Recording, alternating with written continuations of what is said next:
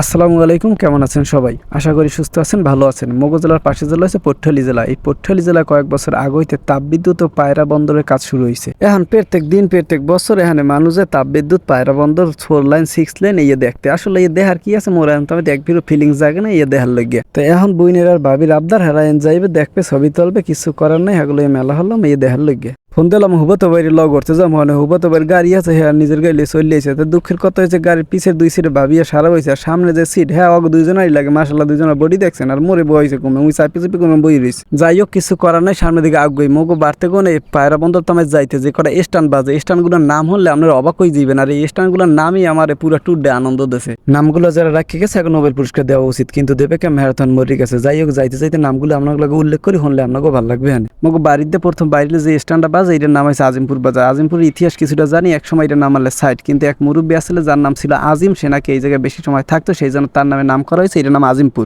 এই পরে হয়েছে আমরা গেছি বর্তমানে বেমলা আমরা কাছে আছে, তাই যেগুলো নামকরণ করা হয়েছে এখানে আমরা কাছে আনলে কিনা করতে পারি না। এই পরে হয়েছে গটখালিতে হেইকাল বেমলা গটকালে এখন তার গটক কোনো কামে লাগে না। এখন হয়েছে মোবাইলের যুগ, যে মিদে পারে হে মিদে চলে যায়। এই পরে হয়েছে আমতলিতে মুই জন্মের পর হইতে এই স্থানে আশপাশে কোনো আম গাছ দেয়নি, তো হেইকালে আনলে কিনা আল্লাহ ভালো জানে। এই হয়েছে খুঁড়ির খাওয়া, এই নাকি এক বুড়া বেড়ায় খাওয়া বাইতে যে কালে ব্রিজটা আনলে না। যাই হোক হেয়ার পর আর সামনে যে নামগুলা কই যায় বিস্তারিত জানি না।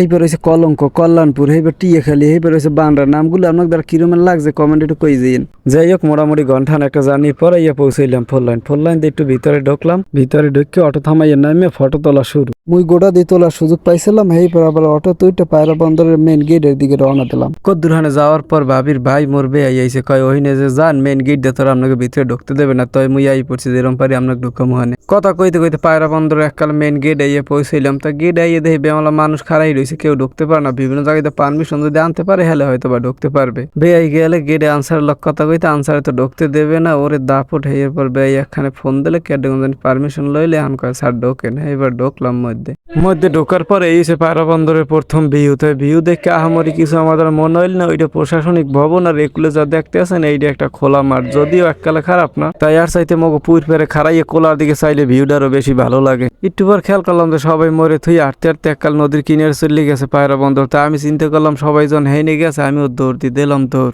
আইয়ে দেই না এই একখান ভিউ যা দেখার মতো আর কি। এরা তো সব জায়গায় নদীর কূলে খারাইলে মানুষের যতই মনে কষ্ট থাক সব কষ্ট দূর হয়ে যায়। এর মধ্যে এই বড় একখান কি জানি আবার এইটার কি কয় এত নামও জানি না। এইটা যে আর কি জাহাজ দিয়ে মালামাল যে উড়ায় সেইটা, হাতে আবার চাক্কাও আছে, কতগুলো চাক্কা। এই জিনিসটা দেখতে ভালো লাগছে। আবার নদীর মধ্যে আছে বেশ কিছু জাহাজ।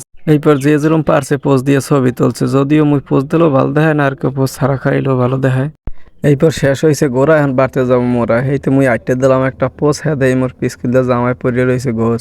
তো আজকে এই পর্যন্তই, দেখা হবে আবার নতুন কোনো ভিডিওতে। ততক্ষণ সুস্থ থাকুন, ভালো থাকুন, আল্লাহ হাফেজ।